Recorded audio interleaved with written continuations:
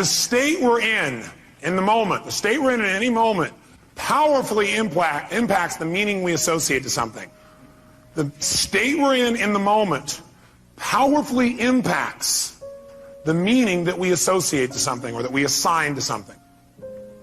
So one way to change what things mean to you is just change your darn state. Is that true? I mean, if you're feeling great, do things just kind of bounce off you that normally if you're feeling upset? Would you change the way you look at them probably, change the way you feel about it? You bet. So we need to really still manage our state, and we talked about that a great deal last session. I want to make sure that that's part of your life's work. Because your life's work is really learning how to live in a way where you spend most of your time enjoying yourself, very little time in pain. Most of your time in pleasure, very little pain. And living your life hopefully in a way where not only do you feel good all the time, but the people around you feel good just by being around you. Because they're around you, they feel a lot less pain and a ton of pleasure. See, that's my idea of success. Success is when you've learned to live your life in a way where you experience tons of pleasure every day and almost no pain. And, simultaneously, where the way you live also causes the people around you to experience very little pain and tons of pleasure. Then you know you're really successful. Because if you feel good and nobody else does, you're a failure. Now, that doesn't mean you go around and try and make everybody feel good. Some people have an investment in feeling bad because they think feeling bad equals feeling good. Are there people that believe that, yes or no? Yeah, because they think if I feel bad, then people will notice me, or they'll love me more, or they'll help me more, or I'll get more attention, which means feeling good. People have weird crap they work inside their head about how to get to feeling good.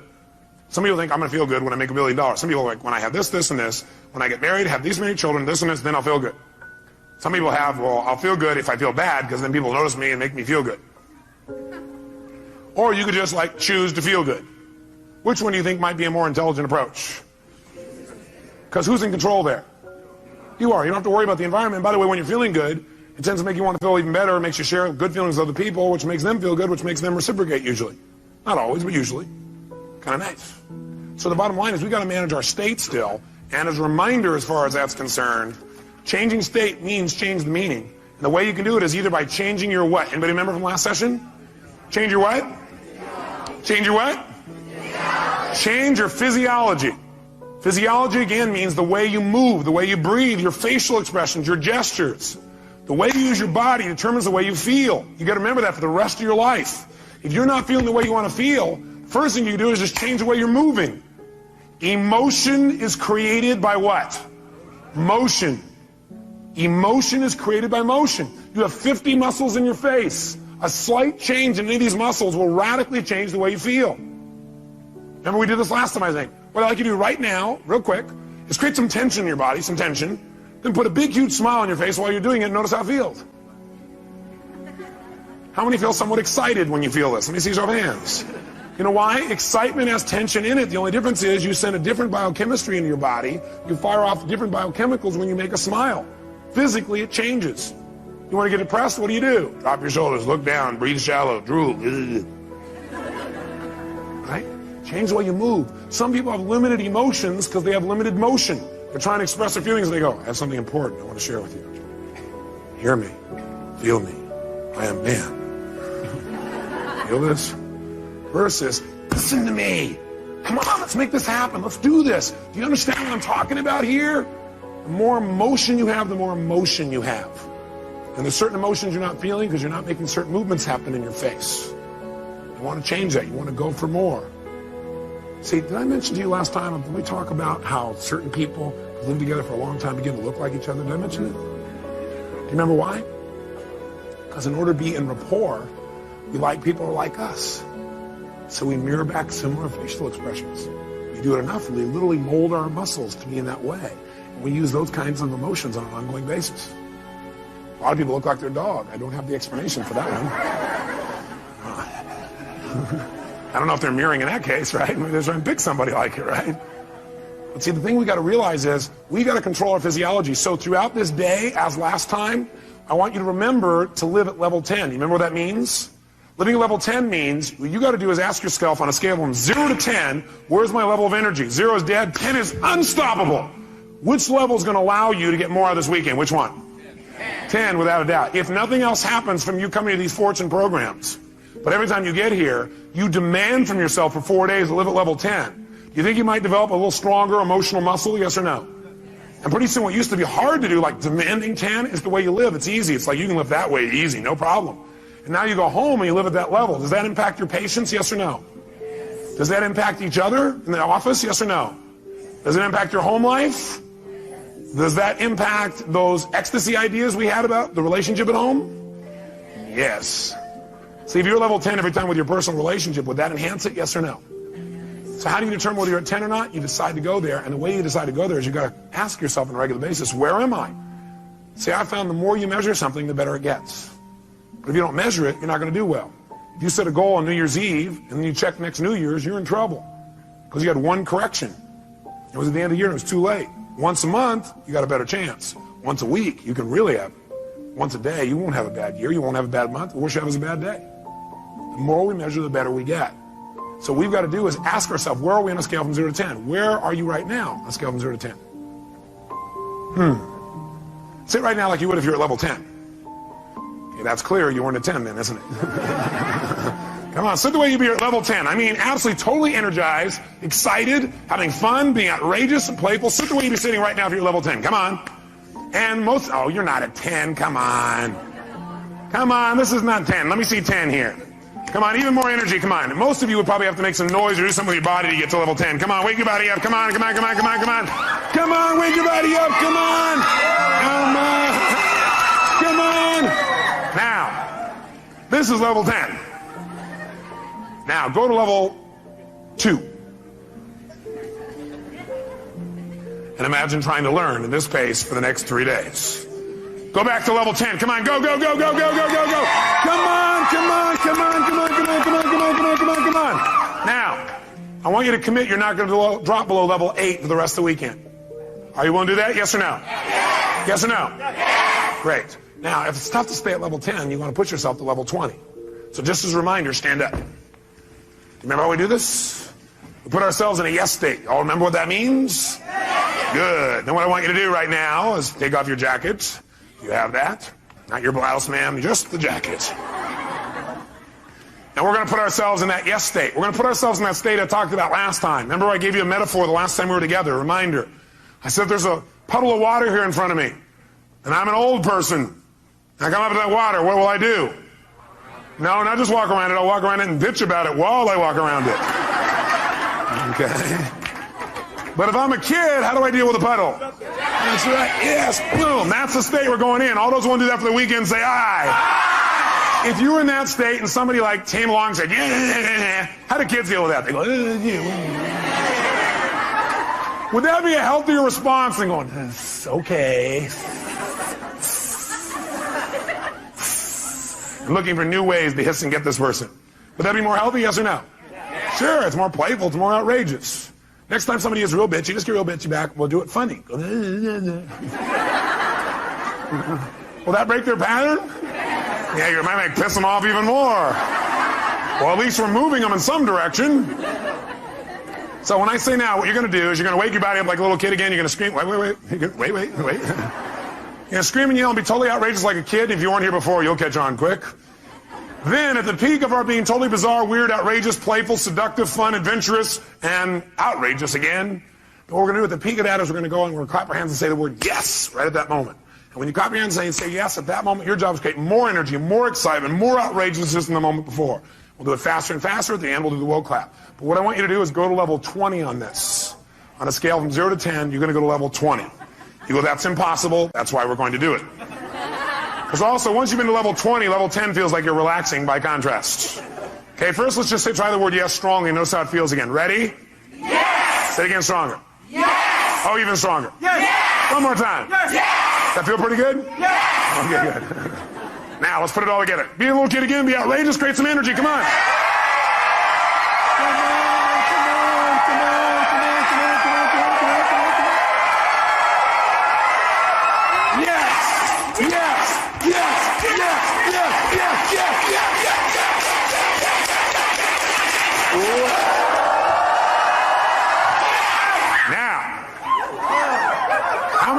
How many are now at level 3? Now some of you here for the first time going, what have I gotten myself into? It's a cult! It's the yes cult.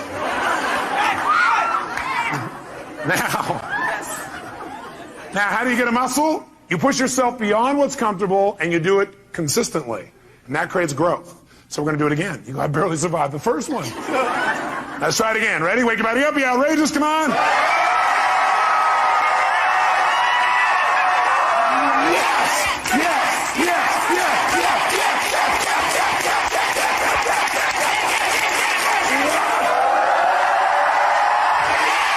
Now, in this state, if somebody had some petty upset with you, could you handle it? Great. Then get a bouncing hug from the person next to you and grab a seat.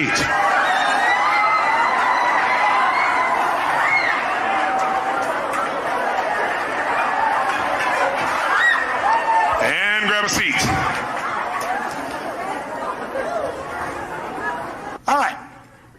We said there were two ways, though, that we could change our state. One was to change our what now? Nice and loud. Or the other is to change our focus. Change the way we're representing things to ourselves. Like picturing things in our head is one way we focus. Somebody doesn't show up on time, we picture in our head, I'll see why, because they're out there messing around, because they don't care about me, because this and this and this. Another way we focus is by what we say to ourselves. We represent, oh, well, they're not doing it probably because they don't really love me. We talk to ourselves in certain ways. We get all these negative feelings. But if we change what we focus on, we change what we feel. If you think of something you're afraid of and you focus on it, will you feel it? You bet. If you wanted to feel depressed right now, how many could pull it off? No problem. How would you do it? You remember, don't you? A little reminder here. Just put yourself in a lousy physiology. Or, easily, another way you could do it, of course, mess up your biochemistry, eat in a way that drops your blood sugar through the floor. Or else could you pull it off? All you have to do is think of something that once happened that made you feel bad. Something in the past, and remember it again. That seems very intelligent, doesn't it? And feel bad about it once again. How many of you would go to a movie that was terrible over and over and over and over again? How many would think that would be real intelligent? Let me see your hands. But if you, one of your friends said, yeah, I'm going to this movie, I hate it, sucks, I'm going back there again.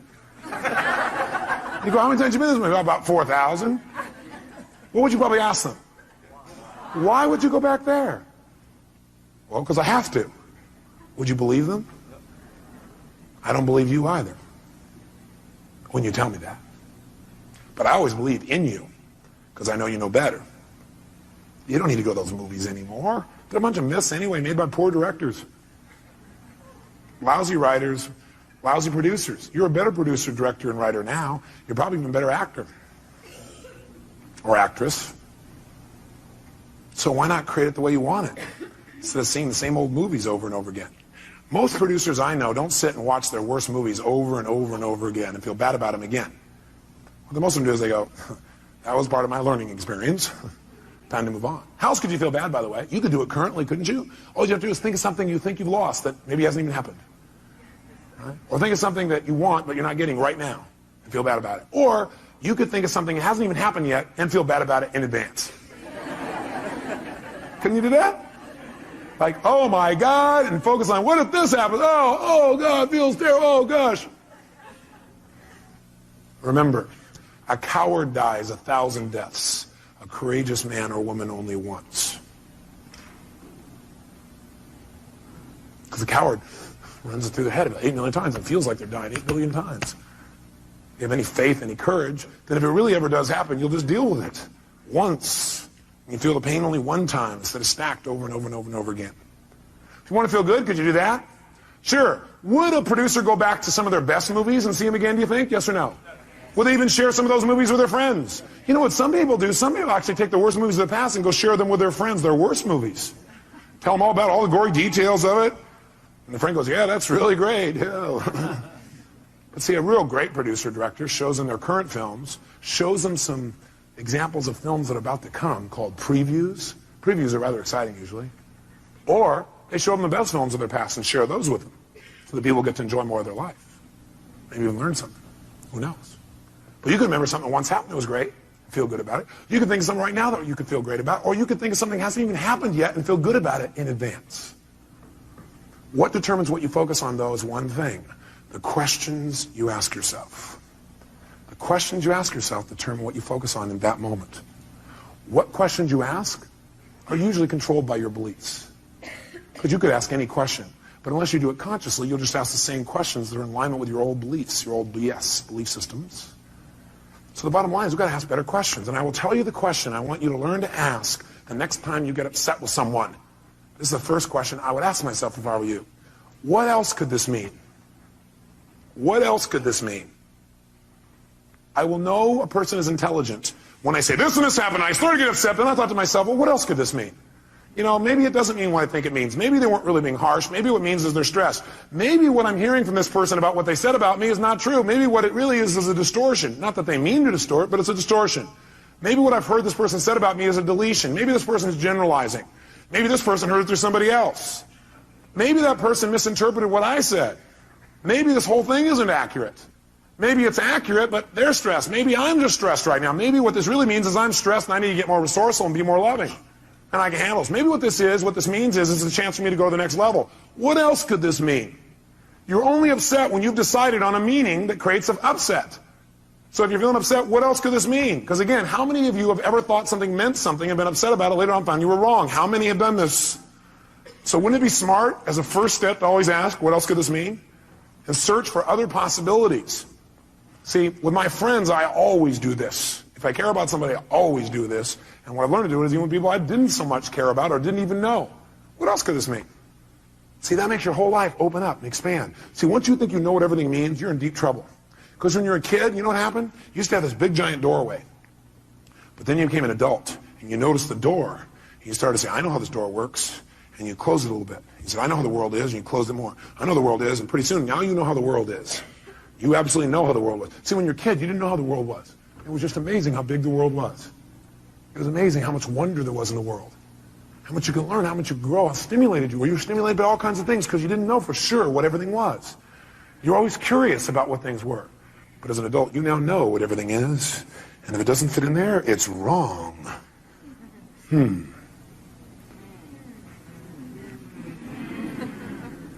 want to open our door back open by saying, well, yeah, but what else could it mean? What else could it mean? What else could it mean? What else could it mean? What else could it mean? Feel a little freer. The other question I tend to ask myself is, do I know everything there is to know about this? Do I know everything there is to know about this? Somebody says something to you. They're really upset with you. Or somebody raises their voice. That means they hate me. What else could it mean? Well, it could mean they're stressed. Could mean they don't understand. Could mean they don't even realize they're yelling. Could mean that they need some support. Could mean what I know it means. It's a cry for help. Could mean that I'm oversensitive right now. Could mean that I react to voice tonality instead of real feelings. Could mean nothing. Could just be something that came and went. Do I know everything there is to know about this? No, I don't know everything there is to know about this. I mean, there's all kinds of things that could be going on. I don't know. Opens your world again. We're going to teach you to do this in a format that makes sense. Now, the thing that happens, though, if we want to be able to really take control of our meaning is we got to pay attention to our emotions. So in your notes, write down emotions. And under emotions, in fact, you might want to write the word negative emotions. Negative emotions. Negative emotions. And then as soon as you write it down, cross it out. The word negative, anyway. What are some of your negative emotions? Tell me what they are. Fear, what else? Pardon me? Hate, what else? Anger, what else? Guilt, what else? Worry, what else? Upset, guilt, what else? Frustration. I got a question for you.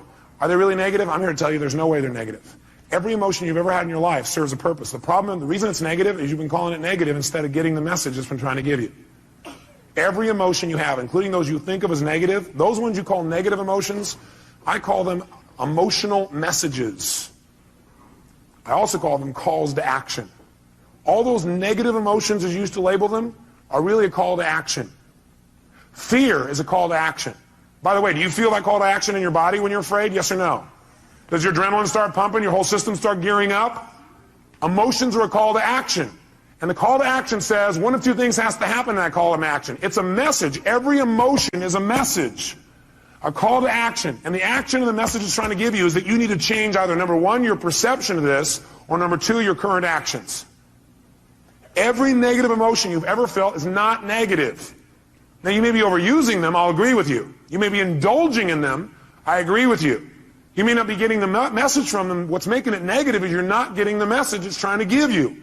But every emotion, fear, frustration, hate, anger, guilt, All of those emotions are here to serve you if you get quick the message. But what most of us do is we just indulge in the emotion.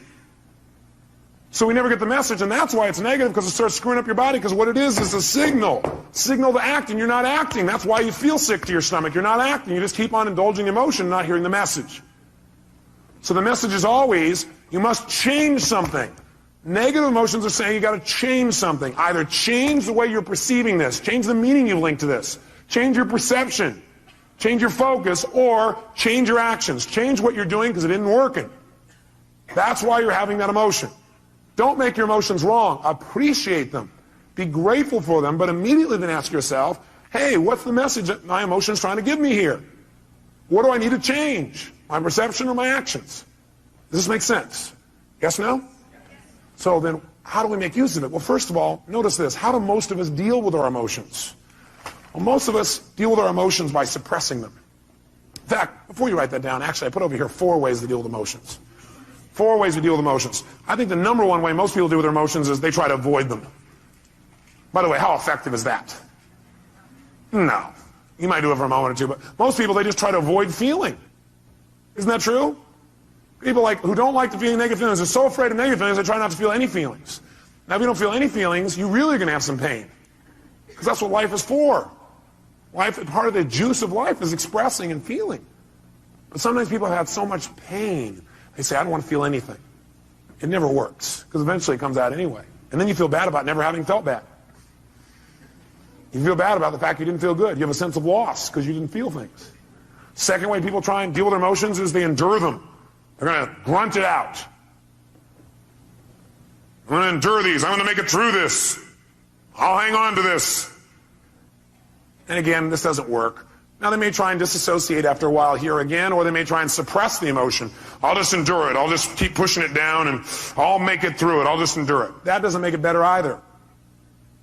Third way, what some people do, I don't know if you've ever seen this happen. I'm sure you've never done this. People compete to see who feels the worst. Some people do is they keep track of their emotions so they can share them with other people and compete. So somebody says, oh man, I feel like hell. Oh, you feel like hell. Let me tell you how I feel. You think you got a problem. Let me tell you my problem. You think you got the biggest problem. Check out my problem. It stands out to here. And people sit there and try and argue about who's got the worst problem. Right? Or the fourth thing that I don't have up there that I'd say is the fourth thing that people do is try and share their pain. Share their problem. They think, oh, I can get rid of my emotion by sharing it with others. So they try and get other people to feel bad too. That way we'll be friends. We can share in the pain together.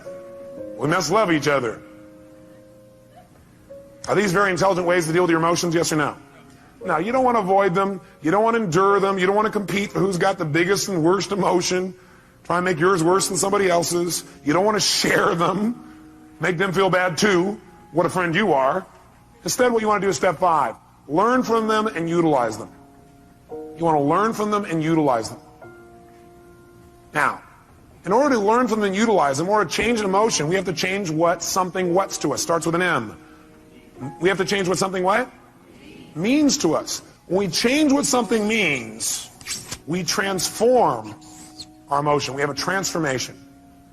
Does that make sense? In other words, if I'm feeling really upset about something, I'm angry, angry, angry. Do I have to communicate that to get off my anger? No, not necessarily. I'm angry because of the meaning I linked up. What if I change what it means in my head and I realize, hey, that's not what it means? Then will I feel angry, yes or no? Yes or no? If I'm really angry about something, I'm angry because of what I've linked up to it. I'm saying, well, I'm angry because they did that and that means this. But if I really analyze it and I look at it for a while and I go, God, that's a bunch of crap. It doesn't really mean that. Then I transform my feeling. Do I now have to go to that person and say, what you did made me angry? Yes or no? Yes or no? No, because I don't have that feeling. I truly don't have it. I'm not suppressing it. I transformed it. Suppression, however, is when you keep the same meaning. That you keep the same meaning. You're upset about something and you keep the same meaning. You don't change the meaning. All you try and do is stuff the emotion. You try to pretend it's not there. That's suppression. So if you keep the same negative emotion, you don't change how you feel about it. You just try and pretend it's not there. That's suppression, and that's when you get in trouble. So our goal is not just to take things and not suppress them and just express whatever we feel, because if you just go express whatever you feel and you don't think it out, are you going to always communicate well, yes or no? No, in fact, you may say things later on you'll regret in the heat of the moment because you were in state. So what you first want to do is see if you can transform it, honestly and sincerely, and if you can't, then your goal is to get someone to help you to transform it. Go to the source and get the source to help you to transform this. So you know what? I felt this way about this. I made up this bizarre meaning. I know it's not true because I know who you really are. But this is like a crap I did in my head. Can you help me? I need to change this. Can you give me some more information or some feedback or help me to clarify this thing? Because I kind of screwed this up in my brain because I know that's not what you meant. But that's what I did inside my head. Can you help me out? Is that different than, you know something? The other day when you did this, I felt this. Which, by the way, implies what they did made you feel something. Is that true? Yes or no? Does anybody do anything and make you feel something? Yes or no? Yes or no? Absolutely not. Absolutely not. Now you have a right to feel the way you feel, but that isn't true that it's actually what made you feel that way. You chose to make yourself feel that way. You communicated that to yourself. So instead of saying, when you did this, that made me feel this, that's implying that somebody made you do something, and that takes responsibility away from the one person who can change your life, meaning you. So I request in the future this. Nothing wrong with any of that. What we want to do is enhance it. The way we want to enhance it is come from the place of, I'm communicating because I want to transform something and I'm responsible, not them. You know, I need your help. I need your help. The other day when this thing happened, I used that to interpret that to mean this. And I know it's not true because I know who you are. I need some clarity. Can you help me out? I got to clean this up. And me. Who's responsible? By the way, will they want to help you? Yes or no?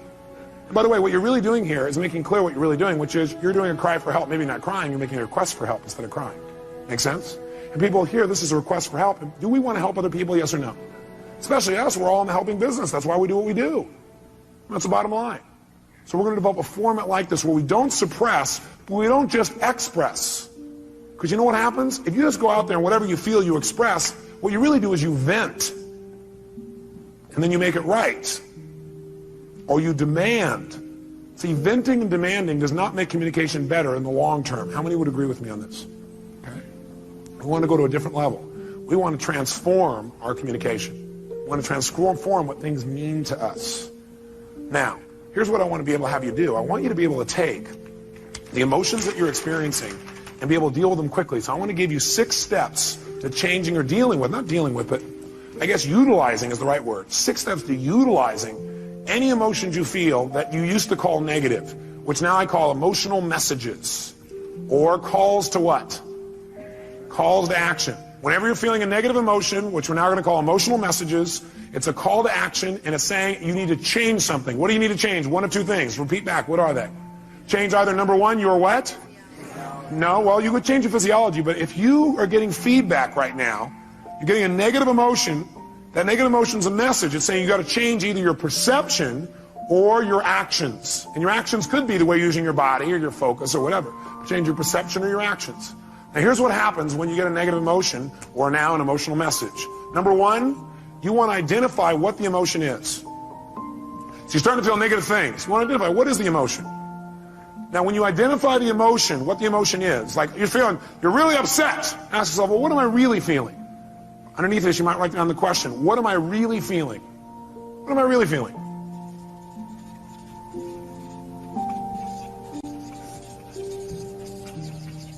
So when you say, I'm upset, I'm going to say, what am I really feeling? And what might your answer be when you say, what am I really feeling? I'm upset with this person. What am I really feeling? I might be feeling hurt. Does that change how you feel in that moment as you identify that? Yes or no? Yes. And when you say, what am I really feeling? You might put a little note in your notes. Use some TV. Use some TV when you come up with your label. Transformational what? Vocabulary. So instead of saying, I'm destroyed, I'm devastated, I'm humiliated, you might say, I'm feeling a little bit hurt. Use TV and use what I call softeners. Softeners are the words like a little bit. So softeners and TV. Here's the second key. Once you've identified what it is, and by the way, usually it's going to be, I have a sense of hurt or a sense of loss. Almost all emotions will probably come down to that in most cases. Is that true? In most cases, not all. Second thing you do, acknowledge and appreciate the message it has for you. Don't deny your emotions. Don't avoid your emotions. Don't suppress your emotions. Don't make them wrong. Don't share them. Start by identifying what they really are and then acknowledge and appreciate the message it has for you. In other words, acknowledge, hey, this is a real emotion. I'm glad I'm having it. It's going to have a great message for me. Then go to step 3. Get incredibly curious. Get incredibly curious as to what it has to offer you, as to what the message is. Get incredibly curious as to what the message is. Underneath this one, number 3, as you get incredibly curious as to what the message is, write down the question. What is the real message this emotion is giving me? What is the real message this emotion is trying to give me? What is the real message this emotion is trying to give me? I'll offer you some ways to do this. Let's do all 6 though so you know where we're going. Step 4. Okay, the question on 3, some of you are still there. Question number 3 is, what is the message this emotion is trying to give me? What's the real message? Number 4, get yourself to feel reassured that you can deal with this emotion. Get yourself to feel reassured that you can deal with this emotion. See, a lot of times the stress is, oh my God, how am I going to deal with this? So get yourself reassured you can deal with emotion, and the way you do that is remember a time when you've dealt with this emotion successfully in the past. Remember a time when you've dealt with this emotion successfully in the past. So if all of a sudden you start to feel depressed, that's a pretty negative feeling. I, first of all, wouldn't call it depression. I'd say a little bit down. But the first thing you do is you go, okay, I'm feeling this terrible feeling. I start to feel depressed. Well, what am I really feeling? Well, I'm really just feeling a little bit down. Okay, great. You know what? That's great. I appreciate it. That's a message. I need to get curious. What is that message? What's the message this thing's trying to give me?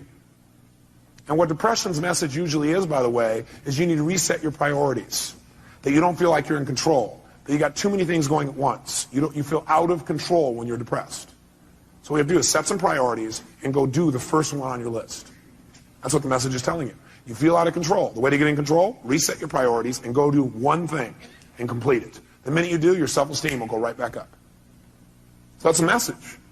So what's the message it's offering me? And by the way, I'm going to teach you the 9 most powerful emotions that you probably experience, what their messages are. So you won't have to wonder about this. You'll know what they are.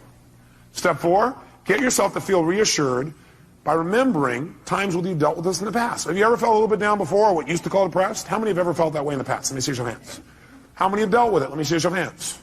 Great. If you remember that, 2 things happen. You're going to feel reassured you can deal with it, plus you're going to remember how you did it, which means you can use what you did in the past to change it right now. Why wait? Most of us forget the best parts of our past, which is how we dealt with things and turned them around. We just remember the negative feelings. That's kind of weird. Maybe we need to manage our memories better. Remember the things that have resources for us and forget the things that don't.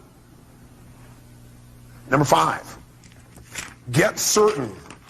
Get certain that you can handle anything like this in the future. Get certain. Not only can you deal with the emotion you have right now, but what you should do is use this as an opportunity to be certain for yourself. Get yourself certain. If it ever happens in the future, I'll handle this emotion quicker and easier. Get certain that you can handle anything like this in the future by rehearsing yourself dealing with it in the future. In other words, think of a time in the future where this depression could have come up and see yourself, feel yourself rehearsing again. Use this as a tool of empowerment. So you remember a time when you were depressed before, you were a little bit down, you turned it around. It took you a while, but you turned it around. You remember what you did. Oh, I dealt with this before, I can deal with it again. And then you say, let me take this opportunity to get certain that I can handle this if it ever came up in the future. And the way I'm going to do that, I'm going to sit down right now, and I'm going to think of, okay, what kind of things might happen in the future? I might get depressed. Well, I might expect something didn't work, feel bad about it. Let me think of a time like that. Okay, let me see myself, hear myself, feel myself deal with it. You see, hear, and feel yourself dealing with it easily. And you do this 2, 3, or 4 times. If you keep doing it 2, 3, or 4 times, then in the future when it comes up, guess what your brain will do? Your brain will go, oh, I can handle this. I'm already prepared. How many are following the logic of this? Let me see your hands. Okay? So get certain you can deal with it in the future by rehearsing. And by the way, remember this. You might want to put this in your notes. Your brain cannot tell the difference between something you vividly imagine and something you actually experience. Your brain cannot tell the difference between something you vividly imagine, where you see it, you hear it, you feel it, you taste it, you touch it, you smell it in your mind, and something that actually occurs. If you doubt this, have you ever had a dream where it was so real you had every physical response to it? How many have had a dream like that? Okay, you can have a dream anytime you want, even while you're awake. All you have to do is rehearse something in your mind enough times, vividly enough, and it's real.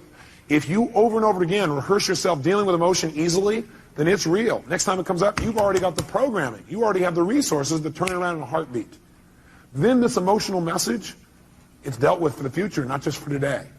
And the sixth step, take action and change your life. Whatever the message is, take the action that you need to take and change your life. Do something. Doing something always will change how you feel. You feel bad because you're not doing anything. And by the way, you'll continue to feel bad until you do something to change. So you do anything, it'll improve you and move you in the direction you want to go. So let's take another example. What's another negative emotion you feel? Let's hear an example of one you felt recently. Somebody raise your hand. Rejection. So what's the first step when you think you're feeling rejection? What's step number one? Come on, guys, what is it? Identify it. Specifically, identify what the emotion really is. Let's call it that. Identify what the emotion really is. Identify what the emotion really is. So you ask yourself, what am I really feeling? So a person said rejection. What were you really feeling? Shh, no, let him answer. That's your answer. His answer was disappointment. Is that different than rejection, yes or no? Yes or no? Yes, and by the way, when he realizes he's just disappointed, it's not as intense as rejection, is it? What happened with one question? His pain just dropped. Still painful probably, but not anywhere near as intense. Am I false or true on that? Okay, great. Now, so he's disappointed. Great, so now he knows when he really is disappointed, he might even add some TV or a softener here. And the softener might be, he might say, I was a what? A little bit disappointed. Well, I'm a little bit disappointed. Okay, that makes it even less.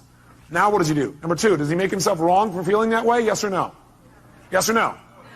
What does he do? He needs to acknowledge and what else?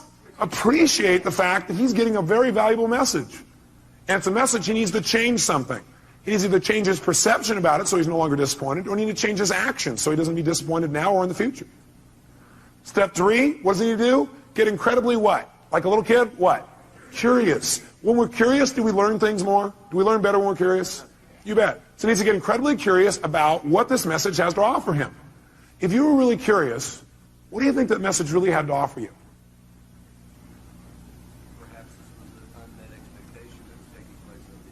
Perhaps this was just an unmet expectation that was taking place up here and it wasn't even reality.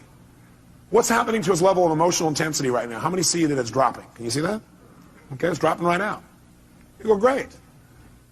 Can you remember a time? Next step is get himself what? What? Great. And the way to do that is get him to what? Remember a time when he's dealt with it. Have you ever been disappointed before and dealt with it? Can you remember a specific time? And you turned it around, made it good? Can you remember a specific one? Think for a moment of time when you turned around and you made it great. You actually took it, made it to your advantage. Remember a time like that? How'd that feel? So you know how to deal with this, don't you? Well, I got a question for you. What did you do back then that changed it? He redefined the terms he was going to use. He changed his perception or his rules. Great. How'd that feel when you resolved it? So great. So when he goes to reassure this, two things happen in the reassurance. One is he sees he can deal with it. He sees and feels he can deal with this easily. And number two, he sees how. And number three, he remembers how good it feels to relieve himself from the feeling. So he remembers how good it feels to get rid of it. Which, by the way, makes him want to get rid of it right now. And what's the last two steps? Step number 5. What do we want to make sure? We want to make sure he doesn't just not feel bad about it anymore now, but we want to make sure his future is better. We want to get him what? Get what? Certain that he can handle this in the future. So he probably feels pretty certain right now, but you know what I'd like you to do? I'd like you to think some other area in your life where possibly in life you could have gotten disappointed in the future. Some kind of thing that might come up. Can you think of something that could come up and do that? Look, he's already knows. Close your eyes for a minute. And just for a moment, what I want you to do is I want you to think of that thing starting to happen when you start to get disappointed or feel rejected, actually, is what you did initially. Then you realize you're just disappointed, and then you just handle it. See yourself handling it in the future even better than you have in the past. And notice how good it feels the minute you handle it. Can you feel that? Think of another time, something else that could happen in the future, where it might have been a real major disappointment. But see yourself handling it real quickly, real easy, getting off and making it work, and notice how good you feel as soon as you handle it. Got it. Okay, do it one more time. Do 3. Do a third one. Some other area of your life where you're really disappointed. See and feel yourself handling that real easily, real quickly. Got it. Good. How do you feel about your ability to deal with this in the future? More confident. Yeah. How many can hear it in his voice? Can you hear that? He's the depth in his voice. And the last thing is, go take action and change it. He may have already done that if it was changing a perception. Or he can go do it physically. How many follow the system? Okay, we're going to do one more. I need a volunteer up here so everybody can see this person, because if you would have saw his face just now, it changed. Somebody who's had an emotion that you really, recently had and it bugged you or created some negative feeling for you. Somebody's got one of those. Oh, nobody in the whole room. God, I don't want to be out there. I know what he'll do. Boy, all these people here are pointing to this guy here. Is that your staff pointing at you, Dr. Bob? Dr. Bob, give him a hand. Yes, indeed.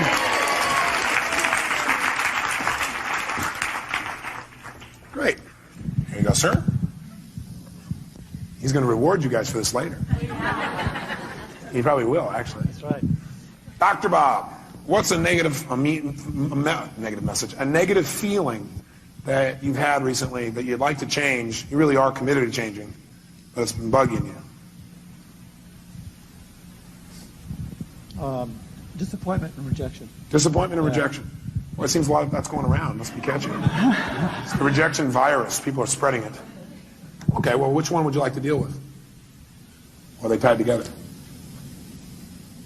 Well, actually, it's probably... What question did he just ask? For him to say, actually, it's, he's already done step one. What's the question he just asked? For him to already say, actually, it's, what did he ask?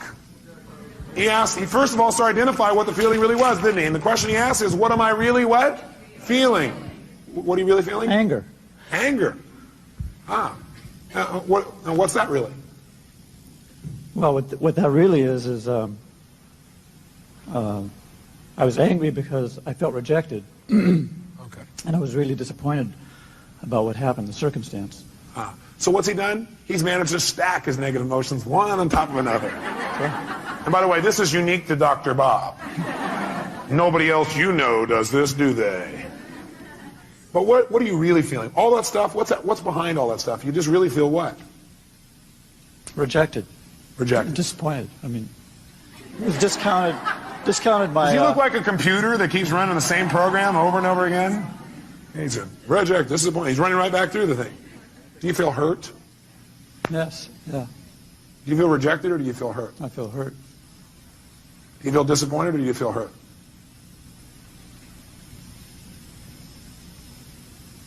Or do you feel a sense of loss? A sense of loss. Do you feel rejected or do you feel a sense of loss? Sense of loss. Do you feel angry or do you feel a sense of loss? Sense of loss. Do you feel hurt or do you feel a sense of loss? Loss. What does it always come down to? Loss. Now we can call it whatever we want. Okay? So he's identified it. So, next question is, what do we want him to do? Should he feel bad about having those feelings, yes or no? No, you know what? These are valuable messages that are coming to you. They really, truly are. But what you should feel bad about is indulging in them and not using them. Not learning. You want to feel bad if you don't learn anything. Then feel bad. And then get tired of feeling bad and just decide to learn something. Because you can learn something as soon as you ask, what can I learn from this, right? So right now, instead of making them wrong, what I want you to do for a moment is really appreciate those emotions. Acknowledge the fact those emotions have a valuable message. And then immediately get what? Like a kid, get what? Curious. Get curious for a second as to what those messages really are. What can you really learn from that? What is that message really offering you? In other words, let's go back up to the first one you said, rejection. By being rejected or disappointed, what is that motion of rejection trying to tell you?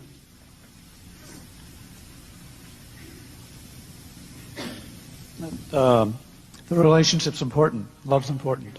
It's telling him that relationship's important, that love is really important to him. Is that a valuable message? Yeah. What was that disappointed in telling him? What was the message it was trying to tell you?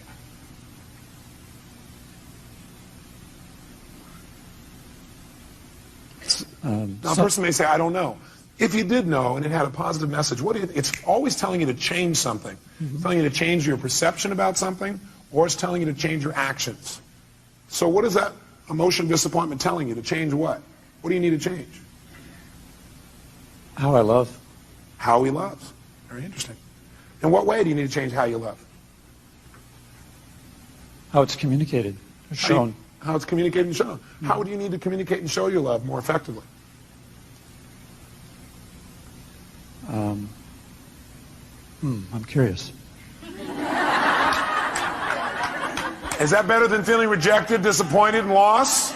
Yes or no? Yes. Is this a powerful transformation in this man? Yes or no? Yes. Okay, good. So stay curious, because that's it. Instead of going, oh, I don't know the answer. We don't know the answer, and you're a little kid. What do? You get even more what? Curious. If you don't know the answer, don't go, oh, God, I don't know the answer by that time. I don't know, I feel so good.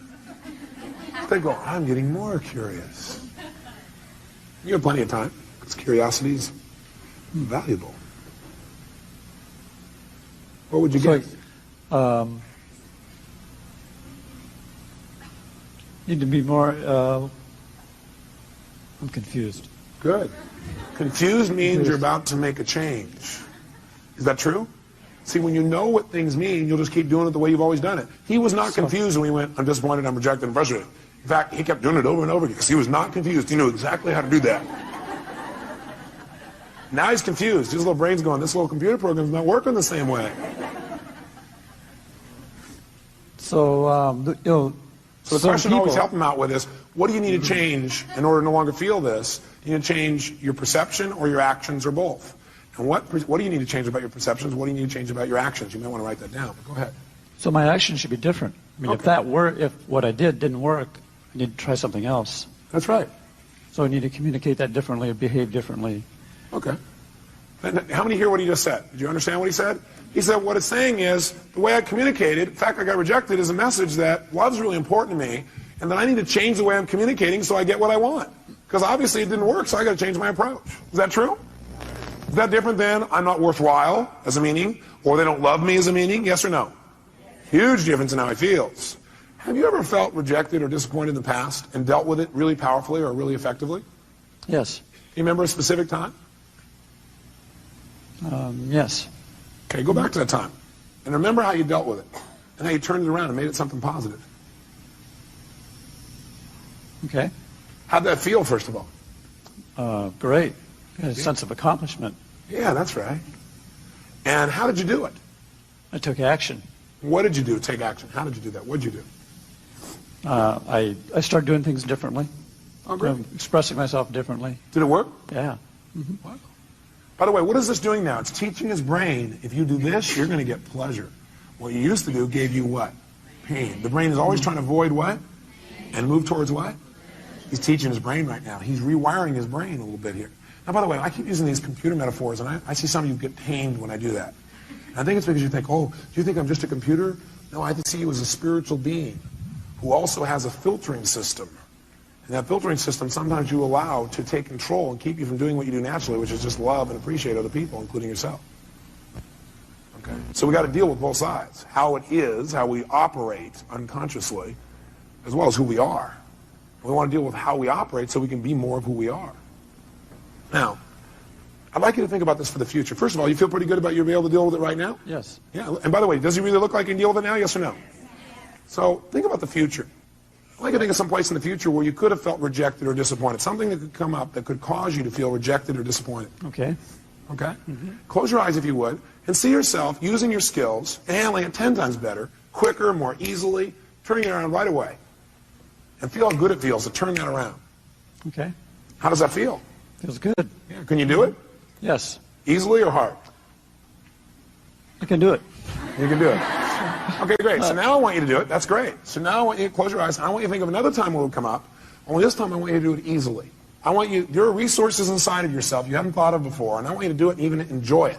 Turn around and make it happen easier and quicker. Okay. Okay, look at it. If I ask him to do it, can he do that? Yes.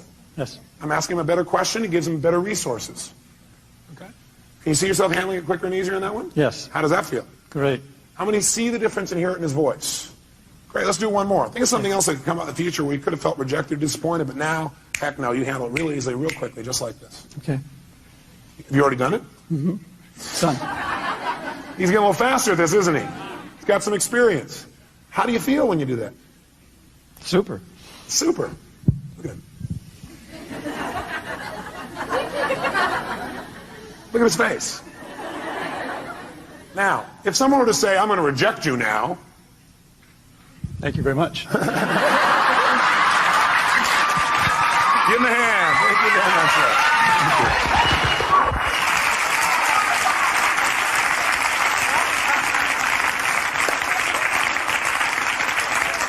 So I want you to try this. Let me help you another step.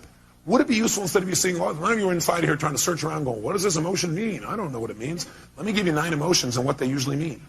Okay, would that be helpful? Great. Sit up in your chair with some energy then. Put yourself in a peak state. And let's take a look at what 9 of these emotions, or 8 or 7, or whatever I put up here are. Number 1, fear. So if you're feeling fear, what does that mean usually? What's the message? The message always is that you need to change something. Is that true? Yes or no? So every negative emotion means I've got to what? I've got to what? Change something. Either my perception or what I'm doing. Fear means that you got to prepare for something. You're afraid because your brain's saying message is prepare. Change what you're doing and get more prepared. Prepare for something that's going to happen so you're better prepared for it physically. Now sometimes we just indulge in the emotion and we stay in the fear and we really aren't prepared. For example, let's say you're going to get up to speak in front of a group and you're prepared but you still have fear. It's because you got the message, you did the work, but you didn't shut the emotion off and say, you know, I am prepared. No reason to be afraid anymore. I'm ready. I'm ready. You never told your brain, it's okay, you don't have to give me the message anymore, I've done my work. Okay? So it's saying you need to prepare for something. Maybe it's a physical challenge. Maybe it's preparing for some loss that may be coming up. Something's about to come up and you need to be prepared for it. Okay, just get prepared. But once you get prepared, get off it. Let your brain know, okay, I am prepared, move on. Focus on what you want now. What's hurt? Hurt usually is telling you an expectation you had has not been met.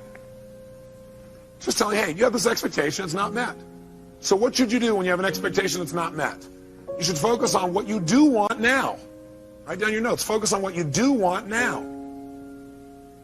Don't keep focusing on why you're disappointed, or how somebody disappointed you, or how you feel so hurt by them. Okay?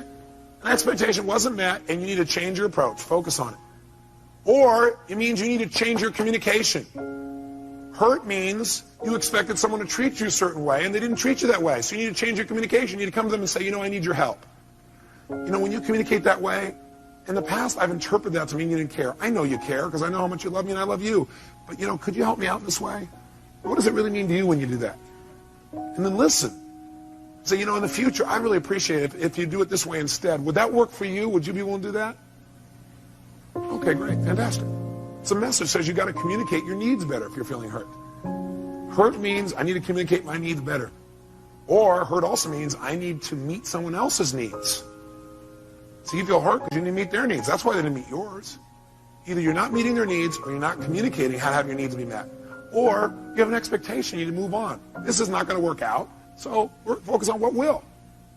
Third, anger. Anger is a message that says you have a major rule that's been violated. When you're angry, you have a rule that's been violated. We all have rules about how things must be and how they should be. And boy, some rules, if somebody violates some of our rules, man, we really get angry, don't we? By the way, you may also be angry because you violated your own rules. Is that true? Yeah, you're not doing what you believe you must do, and you get angry with yourself. Sometimes we get angry with ourselves, we spread that out towards somebody else, find somebody to lay blame on.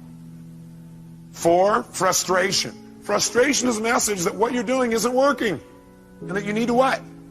Change. If you're frustrated, it means you still can succeed, but you got to change. You're frustrated, it says, God, something's here and you know you could succeed, and you're frustrated because what you're doing isn't working. Change and you can still get what you want. Flex. Disappointment. Disappointment's a message, again, that you expected something to happen, it's not going to. So immediately focus on what you want now. Focus on what you want now. It's a message that you have to get off it. You need to let go of something and move on and focus on what you want now. Guilt. Guilt is a powerful emotion if it's not abused and overused and indulged in. Any of these emotions are lousy if you indulge in them. Would you agree with me on that? Sit there and indulge in your fear and your hurt and your anger. Indulging means you keep focusing on the feeling instead of getting the message and moving on and learning. Guilt, though, can be valuable. It's telling you you have violated one of your own standards. And you need to do something immediately to be certain you won't do this again. You're having that pain of guilt because your brain is saying you just violated one of your most important standards of your life. You violated one of your own values. And you're going to keep getting this pain until you make yourself certain you're not going to do this again. You know what some people do? They just keep going back and feeling guilty about what they did in the past. The message is saying, get clear you broke your own rules and commit no matter what, you're not going to do it again. Make it clear, be certain you're not going to do it again, and your guilt will go away like that. Because that's the purpose of guilt, to make sure you don't violate your standards, and make sure you do it well in the future. Could your standards be unreasonable? You bet. There's a woman in this room I heard about it was feeling guilty because last night she came here and she wasn't with her kids on Halloween. Oh my God. Can you believe that? Let's all look at that person. I don't know where they are. Let's pretend we can see them and give them dirty looks. How dare you? Come on, every turn person, how dare you? Now, you know something's funny? We all have rules. Are rules always fair, yes or no? No. Sometimes we have totally unreasonable rules. Like in order to be successful, we have to change the entire world tomorrow, have everybody happy all the time, have everybody love us at every moment, have our kids be thrilled, make $8 billion a year, right? It's pretty hard to meet that rule. So sometimes the feedback you're getting about frustration or disappointment is, sometimes it's saying, you got totally unfair rules for yourself. Sometimes when you're angry, you may be saying, your rules are too stringent for other people. Maybe you need to remember about those people with quintuplets. Have a few less rules. You have a lot less anger. Does that make sense? 7, if you feel overwhelmed, helpless, or depressed. Overwhelmed, helpless, or depressed, that's a message. And the message that your brain is giving you is, you're overchunked.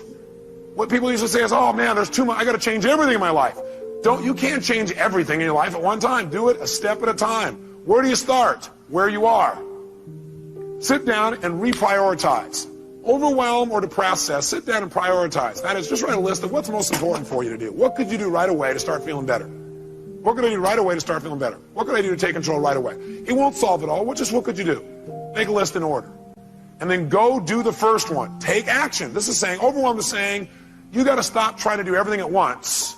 You need to make a list of what you need to do and do one thing well. As soon as you do that one thing well, you'll feel like you're in control of your life. You keep one commitment to yourself, and all of a sudden you feel good again. You start feeling like you're in control. You don't feel depressed anymore. How many buy this theory? I tell you, if you do it, it'll work. Feeling alone. All that is a message that you need to connect with people. You need to change the way you're doing it. Right now, you're perceiving you're alone. Change what your perception is. You need to change your action. Go out and meet somebody. Go out and talk to somebody. Go out and initiate. Go out and be more loving. Right? So if you're feeling alone, it means, hey, go out. It means you need to connect with another human being. And 9, if you feel inadequate, that's a message that you need to change your standards because you're being unfair to yourself. Or get committed in mastering this area. Change your standards. Some people they feel inadequate unless they're perfect at something the day they started. How many were great the first day that you ever tried to tie your shoes? No. How many of you are confident in tying your shoes now? Can I see your hands? How many are real confident? No. How many feel like, man, you can flat out tie your shoes, no problem? Let me see if hands here.